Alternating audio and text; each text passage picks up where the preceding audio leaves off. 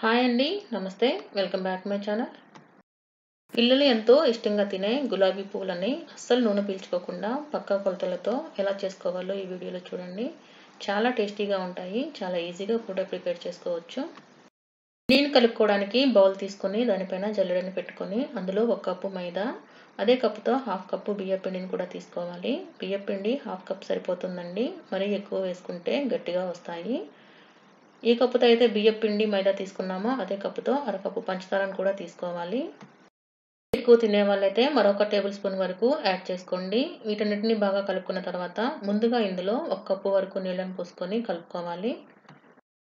1 cup water వేసి బాగా కలుపుకున్న తర్వాత మరొక అరకప్పు వరకు నీళ్లు తీసుకొని కొంచెం కొంచెంగా వేసుకుంటూ కలుపుకోవాలి.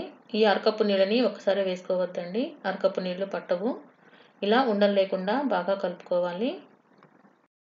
ఇలా విస్కర్తో కానీ ఫోర్క్తో కానీ పంచదార మొత్తం బాగా కరిగేలాగా కలుపుకోవాలి.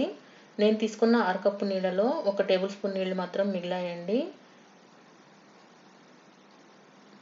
వీడియోలో చూపిస్తున్న విధంగా బ్యాటర్ ఈ థిక్నెస్లో ఉండేలాగా కలుపుకోవాలి. ఇలా బ్యాటర్ని రెడీ చేసుకున్న తర్వాత మూత పెట్టుకొని ఒక అరగంట సేపు నాననివ్వాలి. ఎక్కువసేపు నానితే గులాబీ పువ్వులు నూనె పీల్చుకుంటాయండి. అరగంట సేపు నానితే సరిపోతుంది. అరగంట నానిన తర్వాత ఇందులో 1 టీ స్పూన్ యాలకుల పొడి, చిటికెడు ఉప్పును కూడా వేసుకొని బాగా కలుపుకోవాలి. గులాబీ పువ్వుల కోసం బ్యాటర్ రెడీ అండి. కన్సిస్టెన్సీ ఈ విధంగా ఉండాలి. అప్పుడే గులాబీ పువ్వులు పర్ఫెక్ట్గా వస్తాయి. బాండిల్లో డీప్ ఫ్రై సరిపడినంత ఆయిల్ని వేసుకొని వేడి చేసుకోవాలి. ఆయిల్తో పాటుగానే గులాబీ పువ్వులు చేసుకునే మౌల్డ్ని కూడా పెట్టుకొని వేడి చేసుకోవాలి. ఈ మౌల్డ్స్ ఆన్లైన్లో చాలా ఈజీగా దొరుకుతాయండి. అలాగే స్టీల్ సామాన్ షాపులలో కూడా దొరుకుతాయి. ఆయిల్ని మరీ హై ఫ్లేమ్లో కాకుండా మీడియం ఫ్లేమ్లో పెట్టుకొని వేడి చేసుకోవాలి. గులాబీ పువ్వుని చేసుకునే ముందు ప్రతిసారి కూడా పిండిని బాగా కలుపుకోవాలండి. మౌల్డ్ వేడైన తర్వాత ఫ్లేమ్ని లోలో పెట్టుకొని ఇలా వేడైన మౌల్డ్ని పిండిలో 3 వంతులు మునిగేలాగా ముంచుకోవాలి. ఫ్లేమ్ని మీడియంలో పెట్టుకొని వీటిని వేయించుకోవాలి. 2 లేదా 3 చేసే వరకు గులాబీ పువ్వులు ఇలా మౌల్డ్కి అతుక్కుంటాయండి.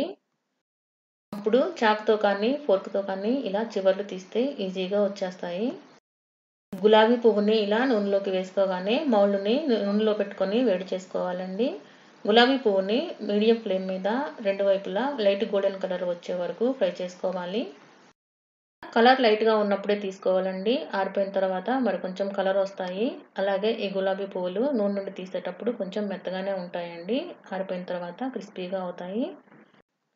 ఇలా గులాబీ పువ్వుని చేసుకునే ప్రతిసారి కూడా మౌల్డ్ని బాగా వేడి చేసుకోవాలండి. అలాగే బ్యాటర్లో కూడా 3 వంతులు మాత్రమే మౌల్డ్ మునిగేలాగా చూసుకోవాలి. ఇలా గులాబీ పువ్వులని మీడియం ఫ్లేమ్లో మాత్రమే ఫ్రై చేసుకోవాలి. ఆయిల్ ఇంకా మౌల్డ్ సరిపడిన హీట్ వచ్చిన తర్వాత గులాబీ పువ్వులు ఇలా ఈజీగా వచ్చేస్తాయి. ఈ కొలతలతో గులాబీ పువ్వులు చేసి చూడండి ఫ్రెండ్స్. చాలా క్రిస్పీగా చాలా టేస్టీగా వస్తాయి. అస్సలు నూనె పీల్చుకోవు. గులాబీ పువ్వులు రెడీ అండి. పూర్తిగా చల్లారిన తర్వాత ఎయిర్ టైట్ కంటైనర్లో పెట్టుకొని స్టోర్ చేసుకుంటే నెల రోజులు పైగా నిల్వ ఉంటాయి. Thanks for watching.